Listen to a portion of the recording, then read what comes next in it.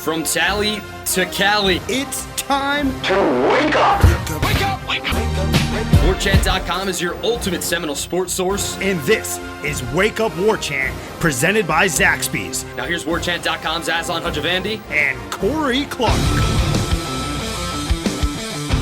Wake up! What's up, everybody? It is Wake Up Warchant, proudly presented by Zaxby's indescribably good Warchant.com. That's your ultimate Seminole sports source. I just described how good it is. Ultimate Seminole sports source. Come to us for everything. We're here for you, night and day. We're a website. That's how it works. Warchant30 is your promo code, or Warchant30. I was in such a rush to say Corey's name that I flubbed the promo, but Warchant30 gets you 30 free days of access to the website. Corey Clark's here now, everybody. Corey, how are you, man? I'm good, buddy. I think I'm in a better mood than yesterday. I'm going to tone down the rant.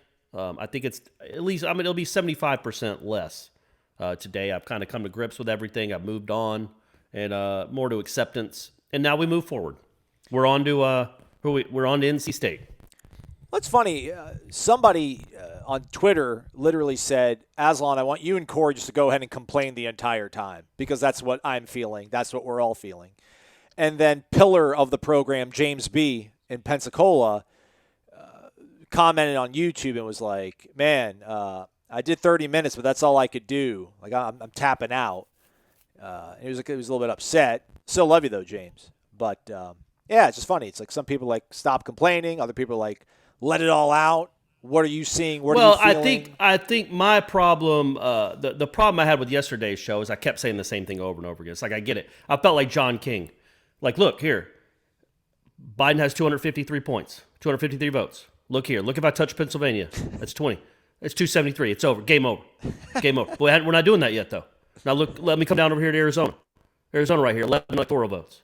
Does that get them there? No, that gets them 264. But, hey, hold on just 1 second. What if I hit Nevada here? That's another 6. That gets them 270. So you see where we're – like, that was John King for 4 straight days. Yeah. Literally say – well, and Wolf Blitzer was like, we all know that 270 electoral votes is what you need. It's like, yeah, man. We've been watching it for 5 days. I know how many electoral votes Arizona has. I didn't know that before. Yeah. I didn't know Pennsylvania was 20. So, yeah, I think that was the – like, I think everybody could understand the frustration. It's just that it was just a yappy dog essentially out in the yard and it wouldn't stop barking at cars.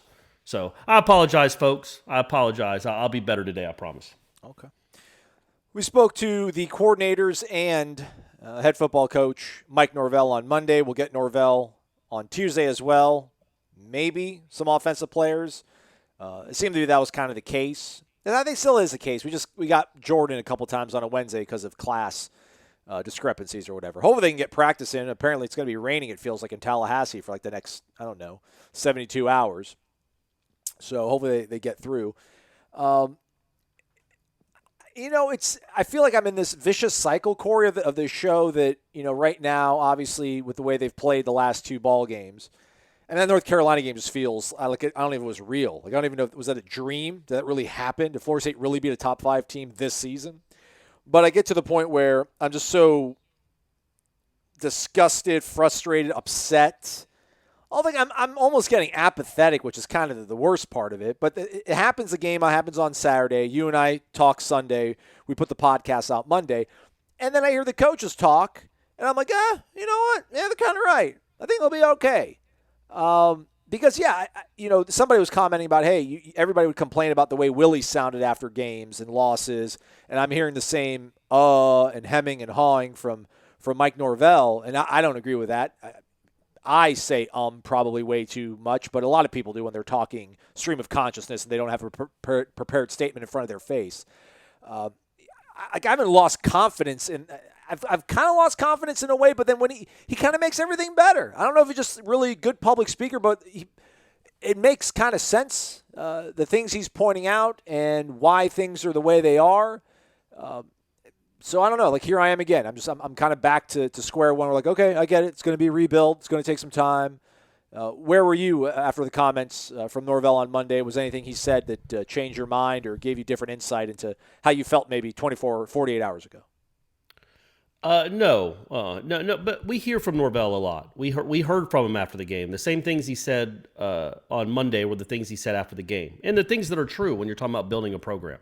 and building belief and fundamentals when things go wrong and staying with your fundamentals and all that. Monday for me is always about the coordinators. That's the ones that I think are a little more open maybe than Norvell.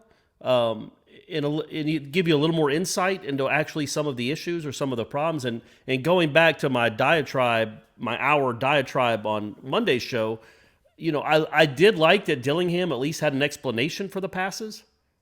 And that, not all of them, but the wide receiver screens at least, those aren't supposed to be called against those sets. At least the ones that Chuba was throwing. And he said as much. He's like, look, we chose the perimeter when we actually had a good number in the box. Meaning essentially the matchup was favorable for a run play there. Yeah. But Chuba, having zero experience essentially, would pull it out and throw it to the wide receiver. And he said, look, in that because he ran a similar type offense in high school, and that play in high school is good for 5 or 6 yards. In college, it's good for 0 or -3. And those are and then all of a sudden you're second and 13, and that's the drive. Because with this offensive line, it's hard to make up 13 yards in 2 downs. So that was a little more encouraging. At the same time, you'd wonder, okay, well, is it just because he hasn't gotten enough mental reps that he doesn't know that? Like, is he not being coached well enough to understand the counts in the box and to go from there? So yeah, that to me is the more interesting stuff, the Fuller and the Dillingham stuff. And I'm sure we'll get into that. Norvell, honestly, I'm trying to think of anything he said that was memorable, and I can't. Maybe you can help me out. I transcribed the whole thing literally, but I can't. Not anything that was notable, anything that we hadn't heard before, and I couldn't think of it. I can't think of anything right now. No, just I guess it's just kind of, it's hollow for a lot of people, but I guess just to hear him continue to say that this team is continuing to work hard, quote unquote. I almost want to be the first. He didn't say it was a good work day because they didn't work, but I feel like on Tuesday I want to almost see if I can jump ahead of Ira. So if he's like Tuesday, good work day. I want to be like, is it really? Is it a reflex thing? Is it relative good work day? If you guys look this way a year ago when you were in Memphis, would you have characterized it as a good work day? But I guess that's the kind of stuff I want to hear. I mean, what did stand out is just that he doesn't want to talk about players specifically, who's hurt, who's not hurt, any potential change until Wednesdays now. And we all kind of respected his wishes. And I get it, man. Like, to your point, we talk to the guy every day, quite literally. Yeah. Well, not quite literally because we don't speak to him on Thursday and Friday, but he makes himself plenty available to us. And, Yeah, we get him 4 out of 7 days, right? He's just so uncomfortable about it. Like, when I ask him, like, hey, man, like, why like 1 day a week? Is it you don't want the players to hear you talking about them, or do you need more information? He's just a little bit peeved. He's like, well, I don't know, both. And I'm like, all right. I think he felt you were challenging him and not respecting his wishes. Although you were, it came across a little bit as contentious. I have no issue with that. That's fine. It's a fair question. Like, why change it up now? I think part of it is like, look, man, how many times are you going to ask about Hamsa? When you have a team where its best players are not playing, and that's really been the case all season. Like, Tamarian Terry's missed a couple weeks. Marvin Wilson now is out for who knows how long. Hamsa probably will not play, you wouldn't think. Jordan Travis, who knows? But, like, literally every week we're asking about Jordan Travis's health. But my issue with what he said there isn't that he's going to say, look, I think that's perfectly fair for a coach to say, look, how about we save is he ready to play? How's he looking for our last media availability before the game, which for Florida State is Wednesday morning. Yeah, cool. That. That's fair. Yeah. Why ask on Monday when things could change in 2 days? The issue is he's not going to tell us either way. He's going to say, yeah, we like the way he's progressing. Or we like the process. You think I hope he doesn't do that, but you think he's going to do that? He's still going to be pretty coy and vague when he does. Yeah, of course. What would have changed? Now, he might say, look, Marvin is out, or Hamsa's still out, or Jordan's not. If he says something like, look, we've ruled Jordan out, he's not going to play, all right, that's news, but I don't see that happening. Why would he do that? Why wouldn't he want NC State preparing for Jordan Travis? So, yeah, I think it was just delaying all the times he can kind of, avoid an answer. He's just going to have to avoid them for 1 day instead of 3. Fair enough. Coachspeak, that's what people keep saying. What's the point? People are saying we don't ask tough questions. Not a lot of people, but, people on Warchant, they're upset. I get it. I feel you're paying everybody. I understand. I thought the highlight of the day was the Coachspeak from Adam Fuller, But I think if you have a seasoned ear, if you bend it a little bit, if you kind of drill down, you can kind of you can glean some important stuff, or not important, but at least some enlightening, illuminating information. They only played 3 cornerbacks. I didn't realize Mike Norvell pointed that out. I guess Asante, Jarvis Brownlee, and I don't know who's the other cornerback.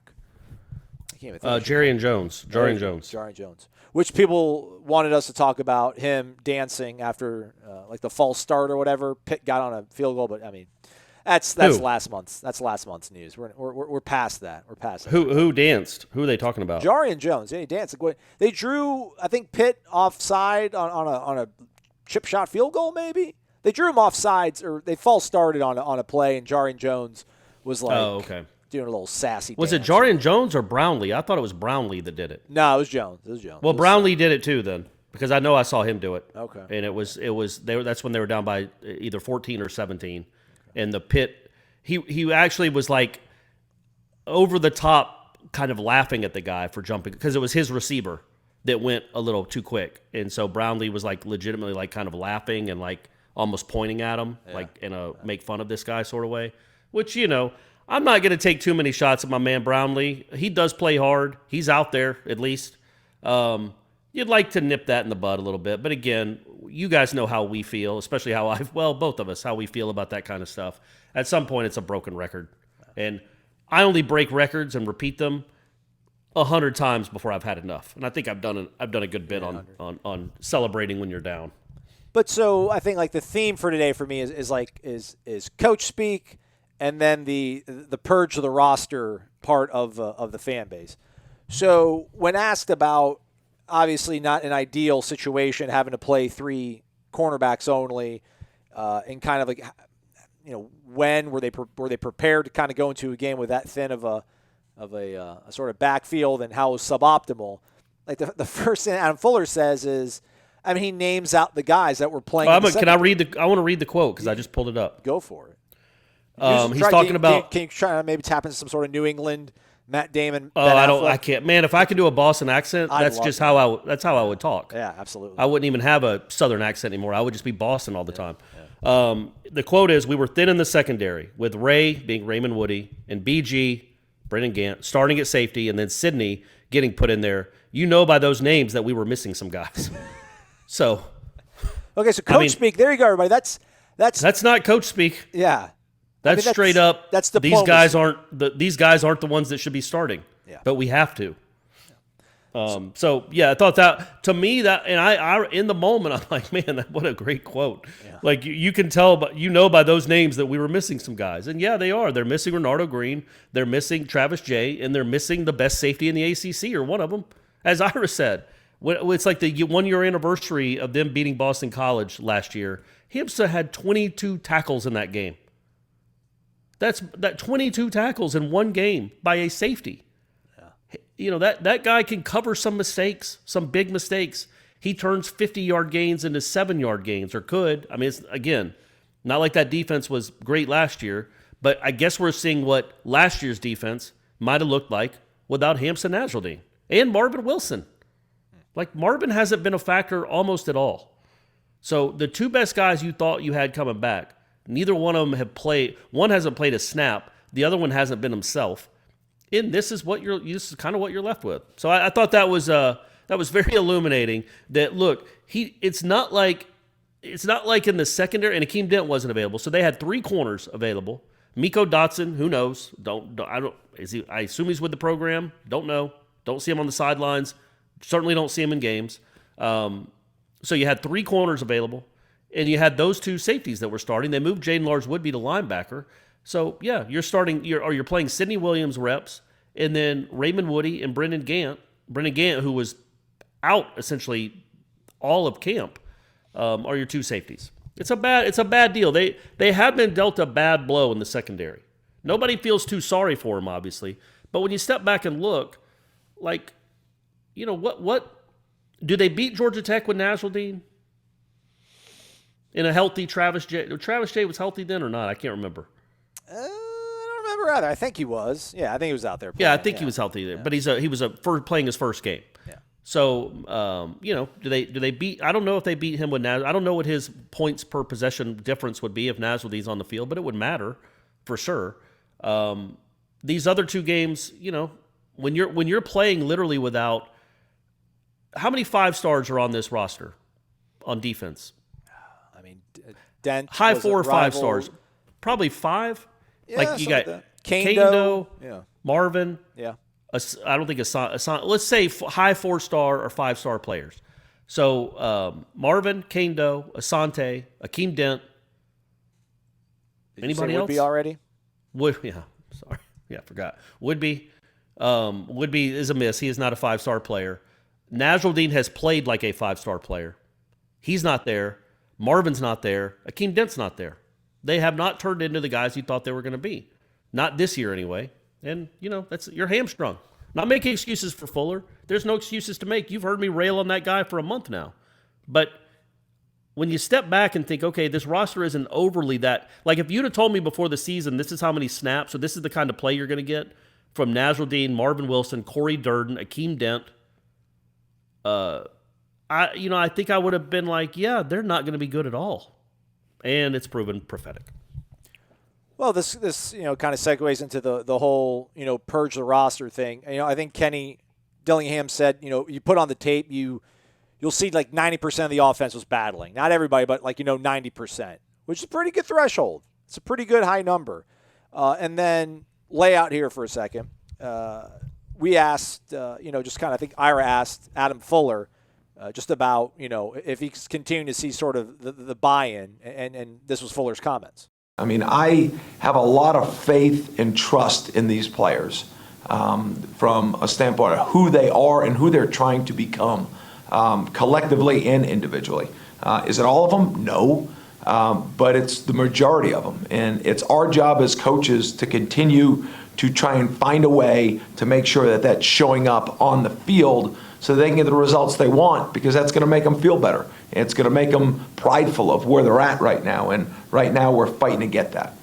So you've got your offensive coordinator saying that pretty much 90% of the guys are out there battling.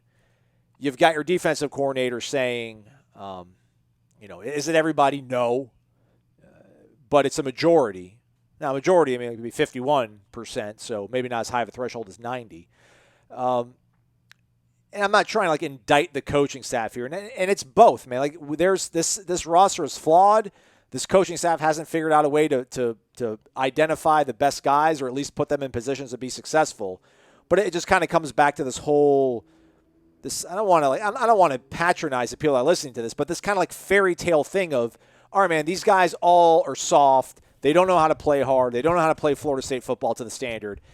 Process them, get them out, bring in new dudes. Because that's not going to work either. And the guys they do have, they need to kind of keep on board and try to figure out a way to heal them or get them kind of playing to the standard. But defensively, and it's so weird because they weren't the problem on Saturday, so I feel almost like a waste of time to talk about them defensively. But yeah, they were missing important pieces. And I just don't know this whole belief of let's get rid of everybody and bring in new dudes. It's like, who?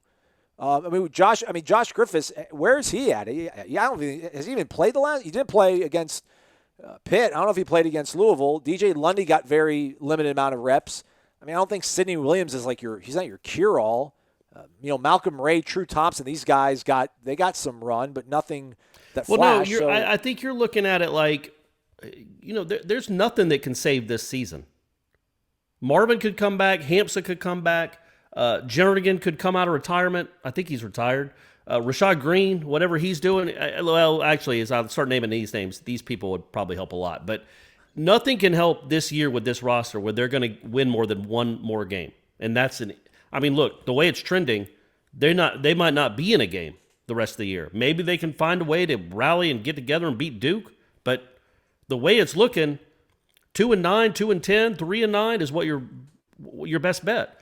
So when you're talking about purging and playing the new guys is just playing for 2021. Treat it as a four-week scrimmage and see what you have. You know what I mean? Griffiths, Lundy, they're clearly not ready. Dix clearly isn't ready. But I bet in Dixon's, if you look at Pro Football Focus, he's the second worst graded player on the team. And he is the worst player on the team that plays a lot. But I bet he'll be better next year. I bet he's learning. He's learning as he goes. I think that matters. I think that's how these coaches have to look at it. Like, yeah, no, Sidney Williams isn't going to do anything this year. He's going to be probably a net negative on the field. But, maybe by the time he's a junior, this year will have helped him.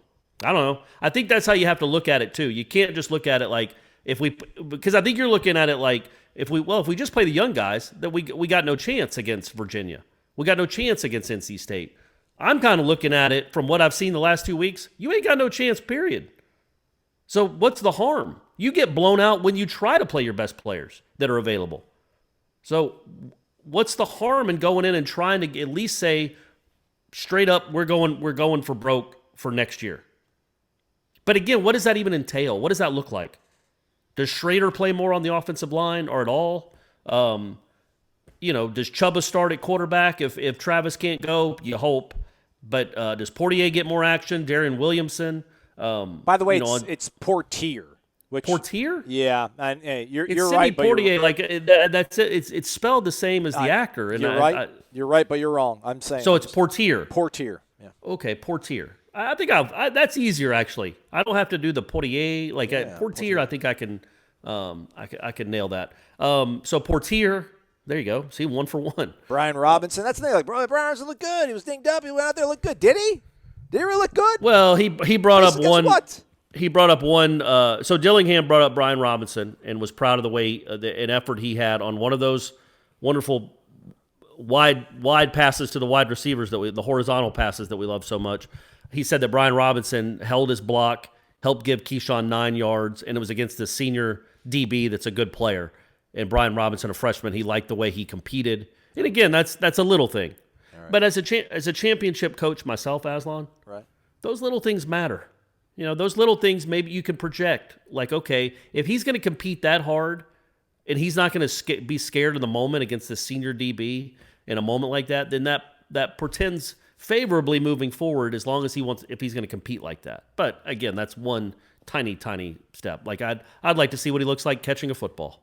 I mean, my thing is, and this is probably a bad example, but to your point of playing for the future, and you've obviously seen what these guys are. Why not give other guys a shot? I mean, bad example to use probably a guy like Warren Thompson, who seems to be pretty much a malcontent right now. But I mean, I don't know if the play might have been that interception that Jordan Travis throws in the first half, and maybe that's Warren Thompson's route if he's in the good grace of this coaching staff. But you roll out a true freshman, and there's some sort of miscommunication there. I just think Pokey's probably close to his ceiling. I don't know how much we've heard about how great he practices like a pro and everything, but it's not translating to Saturdays. But I mean, I guess that's the thing, right? The hope, the belief that, maybe Brian Robinson is something because you've seen what you have from Pokey. But I just feel like, well, if you keep repping and working with Pokey, well, then maybe he actually, as like a senior, will be a better option for you in 2021 than a quasi freshman and Brian Robinson or Portier or whoever they want to roll out. I don't think the playing the young guys necessarily has to mean the wide receivers either. Like not in place of Pokey. An example. Because I think Pokey is a guy that needs to be counted on next season. I mean, he's going to be the only guy on this roster next season that has had more than 30 catches this year. So he's going to be your dude out wide. So I don't think I'm not in favor of. I'm not really calling for the benching of anyone. But I can understand why you would try to sprinkle in, get these guys experience, even if it's a series here or there, on the line of scrimmage, really close to the line of scrimmage, in the secondary. Try to sprinkle in some experience. So it is a cliche, but it's the darn truth, man. You can't coach experience.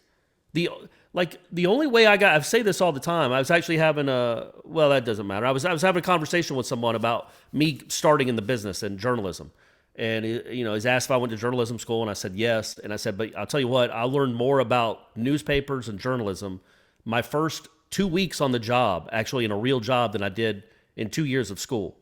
It's just being thrown into it. You learn by doing. And I do think that, and also, don't you think if you sprinkle these guys in, these freshmen or these sophomores that haven't played a ton, you also get to know as a coaching staff, nope, he can't play. He can't do it. So let's move him to the bottom of the list and let's recruit. We need to find somebody, whether the transfer portal or somebody else that we can count on. You're learning who you can count on, but you're also learning who you can't count on. And those are equally important, especially when you're this mess of a program. Valid point there, Corey. Thanks, moving buddy. along to Kenny Dillingham, we talked about on the Monday program just kind of the second half malaise of this team right now, and looking at like a little bit more of like a macro approach, just in terms of like these last. Again, it's just so crazy to think how good this team looked for 2.5 quarters against North Carolina, and just how terribly they've looked. I don't know, 6 out of the last 8 quarters that they've played, and was probably like the most candid, animated answer from Kenny Dillingham. Basically just like, hey, man, like, what is going on? You're not winning games, so, like, where is the improvement? And this was his response. You always want to win. I hate losing. Now, you can put that on the record, right? I hate losing. But you can't lose sight of getting better. And sometimes getting better has no reflection on winning. Sometimes you get better through horrible situations like Saturday. That was horrible, for lack of a better term, right? Second half was not good. However, it's a learning experience. So if we don't learn how to get better from it, right, then it's going to continue to happen. And like I told our offense the other day, is there's only one way, to eventually win. And that's to keep working. There's no other solution. You can't point a finger. You can't blame somebody. All you can do is just go back to work. And when you think, well, we've been working. Shouldn't we be getting better? You are. You just haven't seen it yet. You are. You just haven't seen it yet. You are. You just haven't seen it yet. What do you think about that, Corey? What do you think about that? I mean, I'd like to start seeing it. Right? Wouldn't you? Yeah. Like, if you're getting better, I want to see it. That would be nice. One person I did, and I'm gonna bring this up every week until I start seeing it. Get Toafili touches and quit with the nonsense. Get my man. Was his only carry on that? You're focusing on like this is like systemic issues, Corey. You're worrying about this. You're worrying about just because hey, man. It's just because it entered my mind. It wasn't like, hey, this is the real important issue. This is how my brain works, man. Got my ADHD flaring up. We got to ride it. But yeah, I think his only carry was on that 4th and 2, right? Which was where I think. But yeah, man, you got to get him more involved. It's crazy. That's one of the guys I'm talking about. Like, play for the future. Let's see what that guy is now, immediately. But yes, going back to that, it's all. I'm sure it's true. I'm not saying that it's not true that they are probably getting better or they see signs of getting better. But sell it to another fan base, man. Like this fan base has been hearing that now for 3 years, so you're going to have to prove it to them. And I think Dillingham understands that. I don't think he's saying like, believe us, we're getting better. How dare you question us? He understands where the questions come from. They can't score a point in the second half against anyone. And so he understands where the questioning comes from. He's letting people know, or trying to, that they do see there is reasons to be encouraged, even if it's not showing up on the football field. He also has to understand his constituency. They don't care about that. They want to see something. You can talk all you want, and we love how Dillingham is. I wish we got to talk to him every day. I just like the way the guy explains football. But the telling part that sailed about 18 months ago with the Florida State fans. It's the showing part that matters, and through no fault of Norvell and his staff. This is what they took over. But you're dealing with a fan base that just is plumb tired of hearing it and wants to see it. And they thought the problem is they thought they had seen it. That Notre Dame game, especially in retrospect, looks a lot better. I don't want to put this out, Aslan. I think I texted you that night. But Adam Fuller held Notre Dame to only 42 points. How many Brent Venables give up? You're right. You know what I'm saying? 47? I don't know. Some at least, right? And you can say, yeah, Corey, it was 2 overtimes. Don't matter. Don't care. No excuses. Nope. Adam Fuller gave up less points than and the game was over. Notre Dame was milking the clock. Still, don't matter. Adam Fuller held them to 42. Notre Dame, Clemson, couldn't do it. Clemson holds them to 42, they win. If Clemson had Adam Fuller's defense, they win. So anyway, but when you saw that Notre Dame game, and then you saw that North Carolina game, and you're like, Florida State fans were more excited about their product than they had been since the Michigan game in a span of 1 week. Like mainly the whole Notre Dame game because of Jordan Travis, although the defense was still the defense. But then the first half of the North Carolina game, you're like, oh my gosh, they've turned it around quickly. Yeah. This is one of these coaches we hear about and read about. This is one of these turnarounds they write books about. And then 2 blowouts later to 2 sorry blank teams, and Florida State fans are tired of hearing about how much better they are. They want to see it because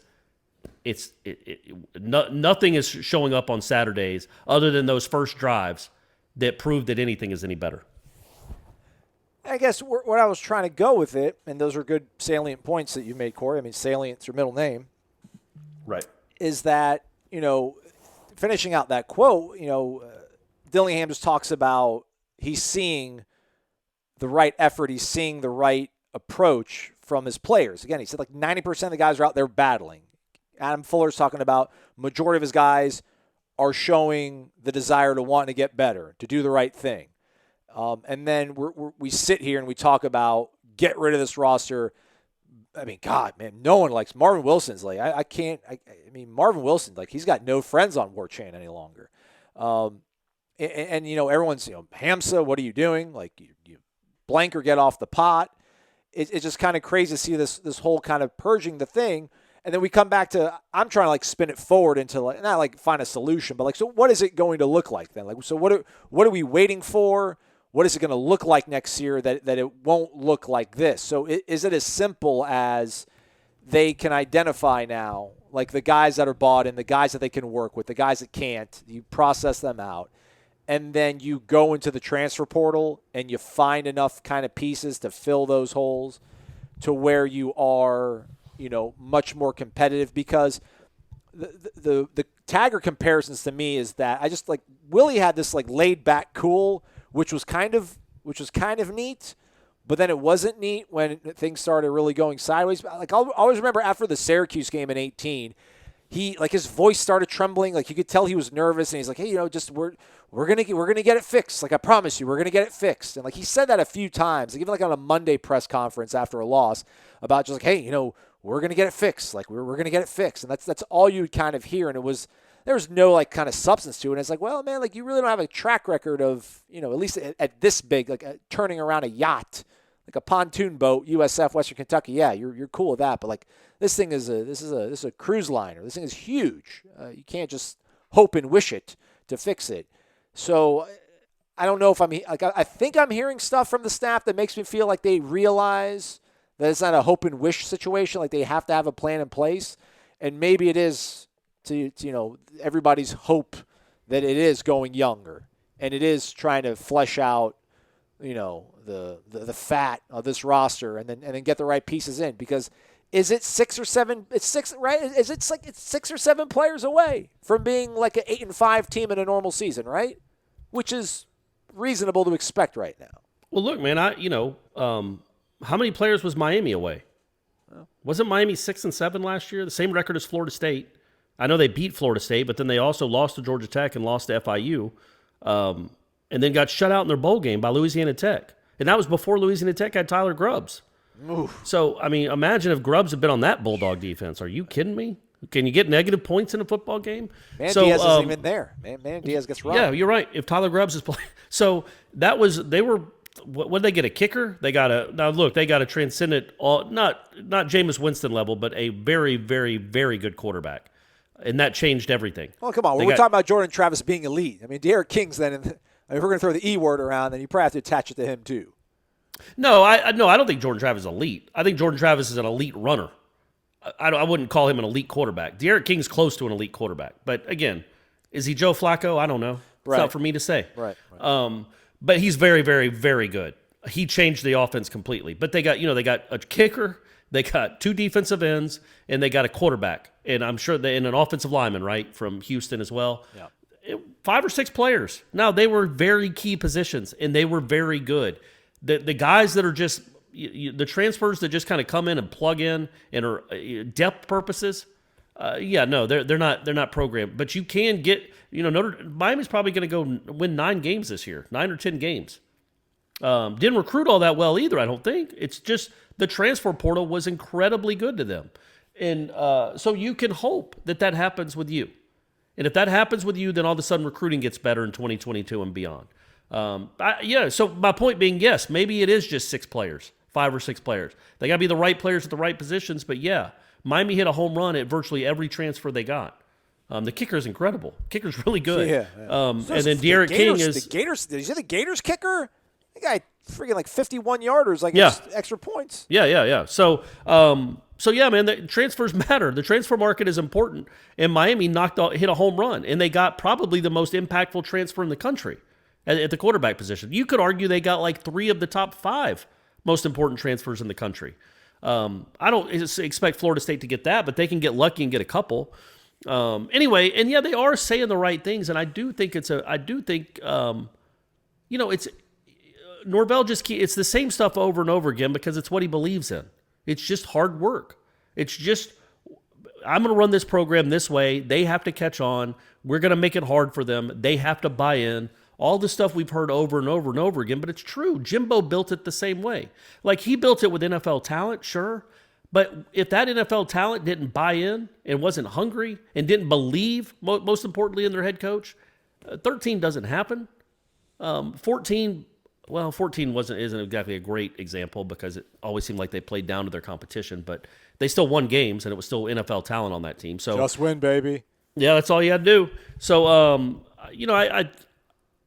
I'm not, obviously it's way too early to give up. And I do, when people talk about his 1,000-yard stare or it's deer in the headlights press conferences, look, the only time I really thought that with Willie was the first game against Virginia Tech. I think that was legitimately, he was stunned, which was a little disconcerting that he thought they were going to be so much better than they were. But that's not, I don't even know if that's a fair criticism. That's just what I thought. Norvell hasn't distinguished himself in any manner that would make you think this is going to be better than what Willie Taggart did. That doesn't mean it's not going to be. But, I can understand the cynicism. I mean, Willie Taggart didn't get blown out by Louisville. Willie Taggart went and beat Louisville. You remember those days? 2-0. 2-0. Jimbo lost his last 2 games to Louisville. Yeah. Willie Taggart said, I'm turning this rivalry around. I'm turning it on its head. Went up there and beat them in 18, and then they kind of cruised last year, I think. No, that was they were down in the fourth quarter, but they won that game. So yeah, man, so far Norvell hasn't distinguished himself in any way that makes you think, yeah, he's definitely the guy. But he's going to have to be the guy, right? Like, Florida State's not making any big changes anytime soon, and it's just almost hard to talk about, like, big picture. Like, what is good for next year? What are you looking for? Like, I can tell you one thing. When we do our preseason, what do you think the record might be? I'm done with it. 4 wins. I'm going to say 4-8. I'm on record next year saying 4-8. I do not want to say 8 or 9 wins and look like an idiot yet again. I'm not doing it. I'm not falling for it. I'm thinking about preseason top 40 and how we see the best in everybody, right? Like, it's just you see the best in everybody. Like, oh, yeah. Now, those days are done, too. Yeah. Those days are done, too. I'm done with it. Yeah. I'm like, no, I'm not going to believe that you're going to make some crazy jump. I'm not buying it anymore. No, it's not happening. We saw what you looked like last year. Probably look marginally better. Star. Yeah. Hey, I'm with you. So, but I get the frustration, man, and I get people. We obviously get plenty of tweets. I don't look at my notifications typically after a football game, especially when they lose by 30 points. But I saw a couple, and yeah, people are done with this guy already. But it doesn't matter. He's here. The one concern I have when it comes to it's really, you mentioned Florida State being like a yacht or whatever you said about a yacht that was hard to turn around. Well, at the time, we didn't know that. We thought it was a speedboat that was just idling. And we threw the keys to Willie Taggart. He started it up, and it was going to take off. We didn't, and maybe it was. I don't think so. I think there were some real issues behind the scenes with the program that have been detailed, but it wasn't going that far. It wasn't going that far south, and Willie kind of sped it south.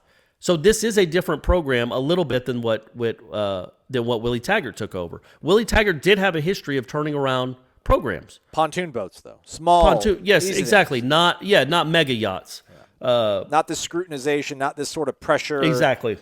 Not going up against these. His first South Florida team might have been the worst team in Florida history, like the state of Florida history. It was awful. Those were all Skip Holtz's players, and they were getting beat kind of soundly by Division II teams. Yeah. So that was, I think, or maybe a 1AA, maybe it was Division II, but they were really bad, and that's why he wasn't. 2018, he didn't seem that worried about it. Like, yeah, I've been here before. I know what's happening. And to Willie's credit, not much to his credit, but to his credit, they were better in 19 than they were 18. Barely, marginally. But instead of getting all their losses being by 20 points, their losses were by 6 points or 8 points or 2 points, except for the good teams they played where they were boat raced as usual. So they were incrementally getting better, but not enough, obviously, for David Coburn to think he should keep his job. Now Willie had experience turning around losing programs. Mike Norvell hasn't. He took over a program that was running that their head coach just went to Virginia Tech. Players that were used to winning, a program that was on the rise that was used to winning. Now he did great things with it. He did well with it, but he wasn't a guy that resurrected a program. So, in my opinion, if you have one concern, it's he has not had to do something like this yet. So, I would love to know how far away he thinks he is. What needs to change? He would never say that on the record. But what needs to change? What's the ETA? What is this thing going to look like in 2022? And what has to be done? 2022. Because we're all tired. We're jumping right ahead. Yeah, 2021, man, look again. I'm predicting 4 wins. Prove me wrong. Maybe Justin Fields decides to transfer. And the Clemson defensive line gets tired of, living in South Carolina. I don't know, but unless something like that happens, 4 or 5 wins at most. So 2022 is what I'm eyeing, and what's that going to look like? Because I, as you guys could tell on Monday's show, I can't take much more of this, man. Can you, Aslan? I mean, it's awesome that we get to watch college football. Like I said, especially look around the country. Half the SEC games are being canceled. What's going on with them? Well, I mean, it's a huge outbreak. That's what's happening. What, but Jimbo, good news. A&M, LSU. Who else? Mississippi State and Auburn was postponed or canceled. Okay. Because they definitely postponed it. I don't know if it'll be played again. Which team was it? Both teams, or was it one of the teams? It was Mississippi State. Yeah, they're done. Then Mike Leach started talking about freedom and really thought this was America. Yeah. I hope no one ever confused me with thinking that I thought Mike Leach was a great hire at Mississippi State just because I brought him up in a press conference. Well, you're on record, buddy. You're on record. I'd like to see Norvell shoot back that at you a couple years from now if Florida State gets this thing rolling again. Remember that time you asked me about Mike Leach? It was week 1. I was saying week 1 comparison. Yeah, no, I got you, buddy. Yeah, they're horrendous. Look how good Arkansas is, though. But I don't want to get into that. Oh, yeah, and Sam Pittman, the head coach of Arkansas, has COVID. Oh, no, really? Yeah. What? So, look, man, it's just, What's going on? Tallahassee, he's done remarkable. I mean, I guess, fortunately, for the health, which is the most important thing, right? Because we take the health of our student athletes as the most important thing we're doing here. Man, if they had this offense humming the way they've inoculated this team to COVID, man, we'd be in the playoff discussion. It's incredible. Every time I see yeah, but how we don't know because Florida State doesn't publicize any cases. Yeah, but they're on the field. Yeah, Akeem you're right. Dent's out in the field. He's not wearing a mask. I mean, I know Trevor Lawrence was up in South Bend, but he had a mask on. So I'd find it hard to believe Marvin or Akeem or Travis J. Those guys are out because of COVID because they're on the field. No, they wouldn't be on the field. Yeah, they wouldn't even be in attendance. So. Yeah, a few of those from the first couple of weeks obviously were COVID related that they just didn't. Was Miko out on the field? I left. I didn't see him. Yeah, but I haven't seen him in 3 weeks, so I don't know. So anyway, yeah, it's tough. I think this. you wonder where this program is. It shouldn't take this long, though. He doesn't get just a straight up pass because the program was in bad shape, and he took over a roster that was used to losing. A lot of them just had losers mentality. Well, just a loser's mentality. When you lose a lot of games, guess what you develop? A loser's mentality. Just like when you win a lot of games, you expect to win. When you lose a lot of games, you expect to lose. That's what he took over, and that's certainly showed itself. But that's no excuse. Like, what are the Arkansas kids used to winning? Right. What's happened there? I mean, Chad Morris was horrendous. Chad Morris might have been like one of the worst 10 hires in Power 5. Yeah. In the last 10 years. He was awful. He was awful. Yeah. I think Norvell is a guy. I think he is a guy that can turn it around. If anybody sits here and says they know he can turn it around and that they know he was a great hire and this thing, they're full of it. They don't know. Just like I don't know. I think he can do it. But these last 2 weeks give you pause, don't they? Because it's not just the wins losses. Because they weren't going to have a great record. That was obvious. 2 quarters into the season? Okay, well this is still the same stuff. So we knew that there wasn't going to be a great season. But it's the progression that you're not seeing within the season that's troubling. But there are real excuses. Marvin Wilson isn't playing. Nasruddin, Tamari Terry's been a non-factor essentially, except for one game. Your quarterback can't stay healthy. The quarterback that you didn't even know you had when the season started can't stay healthy.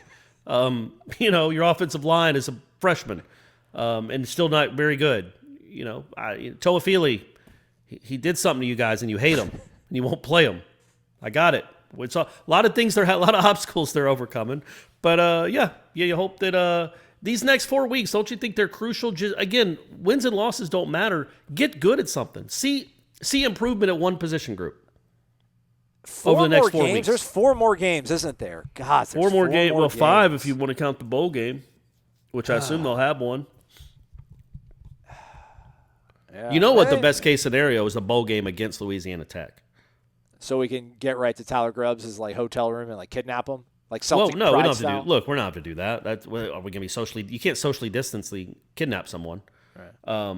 True. I guess you could. You could trank him, and then just haul him out by his feet. Put a mask on him, and then haul him out by his feet. You'd be fine like that. But no, just so he can see, he can get a vibe with the players. He can go. He can talk to him a little bit. Go to maybe a position meeting, linebacker position. Meet Marv, see if he likes that fit, and then go from there. But you don't have to spend any money on recruiting.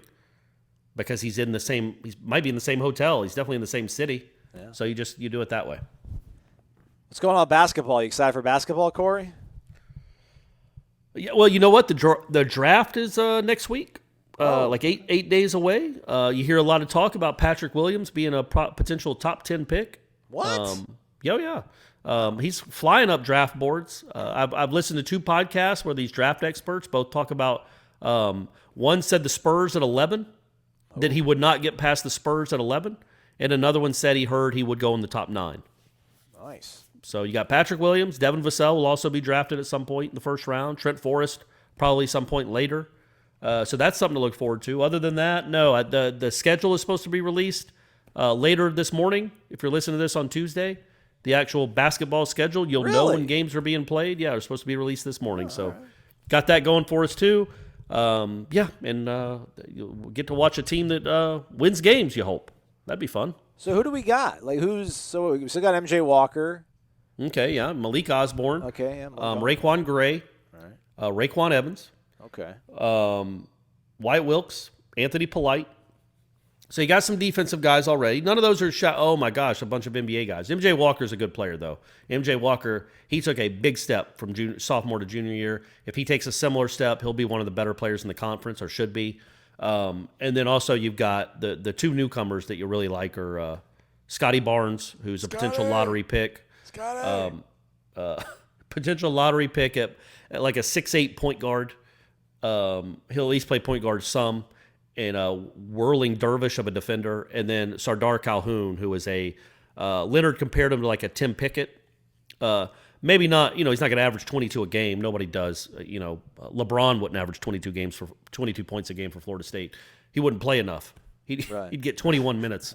But just the way he shoots and his confidence and his ability to score in bunches compared to Tim Pickett. I love me some Tim Pickett. I'm excited. Oh, everybody does. I think he's a big time. He's always a fan favorite. That was a guy that you never knew he could go for 30 and a half. And a big personality. And this kid has that too. So, you got him, Koprivica, Balsa. Yeah, let's say who's our big. I like he's still around. They're gonna be good. I saw somebody on Twitter asking about if they were gonna be better than they were last year. My retort to that would be, look, you lost 2 first-round picks and Trent Forrest. How would you ever expect to be better than you were last year? I still think they'll be plenty good though. They should be good. It's a lot to ask if they're going to be better. But if they can just be as good, well, then they have a chance to win a national championship. I think that's, I'm not going to say that that's far-fetched. It's not. They could if they coalesce into a one unit like we like to talk about, 18 strong. Right. And Scotty Barnes doesn't have too much of a freshman adjustment, which I wouldn't think he would because of how he played in high school and where he played and who he played with. I think that they got a chance to be. They were ranked 21 in the country according to AP. They came out on Monday. So, yeah, you're looking at a potential Sweet 16 team, NCAA tournament team, and then you hope you get a good matchup and can make a run. You think there you Scotty go. Barnes, I just wrapped it up. Scotty Barnes start, you think? Yeah, they'll let him start. Calhoun probably not. I assume he'll come off the bench. But yeah, if I had to guess, I would say MJ, Osborne, Polite, Scotty Barnes, and then a big. Koprivica. Probably Balsa. It depends on matchups, but I think maybe Raekwon. Maybe Raekwon you play at center. Raekwon still around. But I think maybe Polite doesn't start. I think your definite starters are Osborne, MJ Walker, and Scotty Barnes, and then the rest kind of are in a rotation. And Osborne will split minutes with Gray. They're going to play 9 or 10, 11 guys. Is the Jack kid still around, Nathaniel Jack?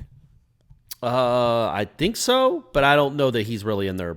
We need a 3-point shooter. We need a shooter, man. Shooter! Well, I mean, I would have liked him to make his shots. Now, again, I don't know that he's a huge part of their plans this season, but he is definitely on the team. Well, I'm saying maybe he got in the gym, got some shots up, Anyhow. Yeah, I don't think they like maybe necessarily what he gives them defensively, but he might have gotten better. Everybody had an off season. I think you got the 2 Raekwons who were both, big dudes for their positions. I think Polite took a huge step. That guy should be a difference maker too, and he's one of the best defensive guards probably in the country. Scotty Barnes is a hellacious defensive player apparently. So it's going to be a team that gets a lot of deflections and steals and tries to wear you down like they always do. But of course they're going to miss Trent Forrest, Devin Vassell, and Patrick Williams. Those are big losses, and they kind of make you lament what happened last March. What is still happening in this country, obviously, but what started in March, and we never got to see how that team would finish out the season.